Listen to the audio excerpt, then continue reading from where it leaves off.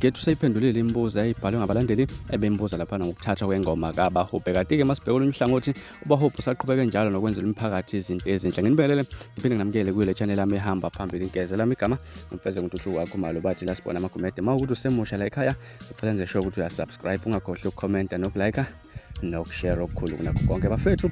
uNavigator usesivezile isizathu senze ukuthi agcine asebenzise ingoma zikaBahubhe kwi-album yakhe yakulonyaka osihloko sithi Unsub.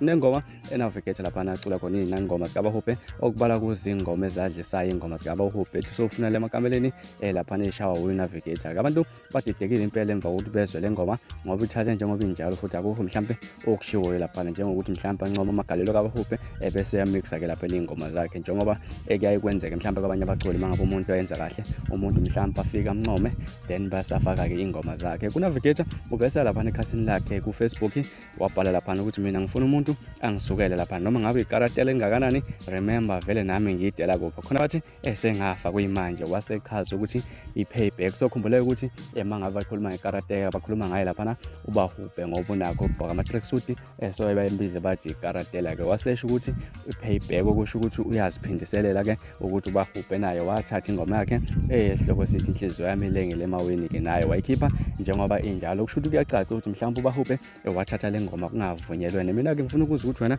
kuthi nokwakho ukuphawula mhlawumbe ngalolu daba lolu njengoba siphumile impendulo kuNavigator ukuthi azathatha ingoma kaBahubhe bekwenziswa yini lokho ke. Masihlabela phambili esibheke kolunye uhlangothi lapha nalapha uBahubhe usaqhubeka njalo nokwenzela umphakathi izinto ezinhle. Kuzokhumbuleka ukuthi amavikini adlulile uBahubhe bese emlazi lapha nokuhambiseni izipho kulabo bathe ukukhahlanyezwa zikhukhula lapha nokubala kuzo amayipontshi zokulala ingubo zokulala kanjalo nokudla okudliwayo lapha uBahubhe benzela imphakathi ukuthi yena ukhombisa uthando njengoba kwabantu abakhombisa isupport kuyena mangabe mhlambe kukhona lapha okudingeka khona ukuthi bamheseke lapha ubekwenza lokhu nje wathi naye ufuna ukuveza abuyise mhlambe amandla aqhamuka kubalandeli bakhe lapha. uBahubhe izolo futhi ubeke kwenye izindawo lapha ehambise futhi khona igrosa ahambisele bona futhi abantu abathe ukukhahlanyezwa zikhukhula ke bafethu indaba ezimnandi kakhulu lesenziwa amaciko ukucabanga nje ukuthi mangabe abalandeli noma abantu ababasupportayo abasenkingeni nabo kumele babe ngemuva kwabo bakhombisa uthando nokubeseka. Mhlambe engazifika kanjani lezo ndaba kuwahlangana lapha kwi-comment section. Kanza kwethu bekuzona indaba bengithulela zona namhlanje kwezenkezo. Ningakhohlwa